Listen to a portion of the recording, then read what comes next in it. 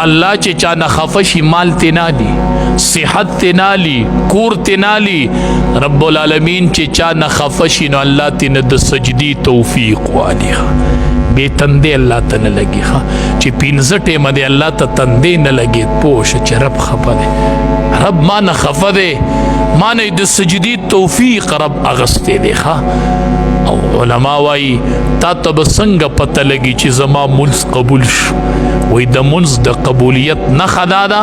چې کله یو منځ پسې دی بل منځ کو نو دا د مخکني منځ د قبولیت نښه ده چې د ماسخوتن منځ دی قبول شي نو سحر منزله به پاس دا سحر منځ چې ته مستقل نه کوې نو دا به یا د ماسخوتن منځ کې کوې یا به د ماسخوتن منځ صحیح وي په ټیم به وي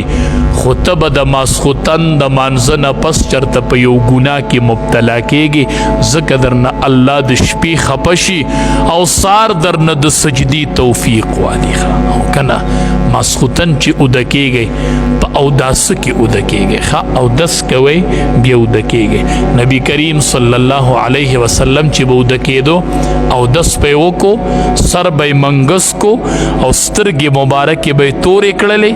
او لاس به یې داسې د ښي اننګي د لاندې کېښود او داسې به امام الانبیا اوده شو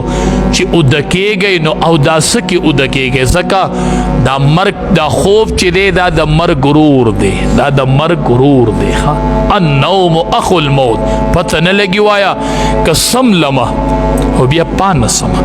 نبی علیہ السلام چې به سم لاسته وی ربه که وفات دې کړم نو بیا را باندې رحم وکړې کو پاتې نه سولم او که ژوندی پاتې شم نو ربه حفاظت مې وکړي دا د مرګ غرور دی شاید چې دا سترګې دې پټې پاتې شي او پات نه سي نو مشرانو توام د کور واکدارانو توام مقتداګانو توام معمول جوړ کړئ چې د شپې اوداسه کې اوده کېږئ اوداسه کې اوده کېږئ او دا قاعده ده دا قانون دی چې کم حالت کې سړی ډیر وخت تیری پاغي کې ولا مرګ راځي نو چې دی په خوب کې په اوداسه کې اوده شي خو مرګ بم دغه حالت کې راځي او دا قاعده ده چې کم حالت کې مړ شوی په هغه حالت په الله ته ودرېږو نو چې داسې په پاک حالت کې ملا سي او مرګ راغلی نو په پاک حالت کې به د الله مخې ته حاضري وکړو او انشاءالله چې داسې پاک حالت کې بنده ودرېږي او دی په اوداسه کې مړ شي امید دی چې د به انشاءالله معامله برابري او علما وایي څوک چې په اوداسه کې ګرځي د ده نه به مونځ نه پاتې کېږي دا اهمه پیدا ده چې د نه به مونځ نه پاتې کېږي او بل اودس چې دی صلاح المؤمن دا د مؤمن اصلحه ده تماچه مه ګرځوه ټوپک مه ګرځوه اوداسه کې ګرځه دا د اصلحه ده اصلحه او چې د شپې سملې آیات الکرسی ووایي الله یو فرشته مقرر کړي د ساره پورې د حفاظت کوه نبی کریم صلی الله علیه وسلم بلال رضی الله تعالی عنہ ته فرمای بلالا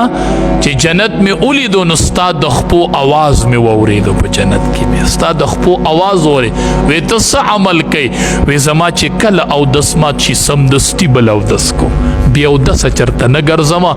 همیشه په اودس کې ګرځم وی ما دې په جنت کې د خپو د پیزار آواز واورېدو چې سړی سو پورې اوداسه کې د سره اسلحه موجود ده شیطان د مقابله نشي کولی نو چې سړی اودس کې ګرځي نو د ده نه به مونځ نه پاتې کېږي دا مونځ چې اکثر سړي نه پاتې شي نو دا وجه دی چې په اودس یې سمې نه راځي اوس په جورابي وباسم څادر به لر کوم اودس به کوم نو مونځ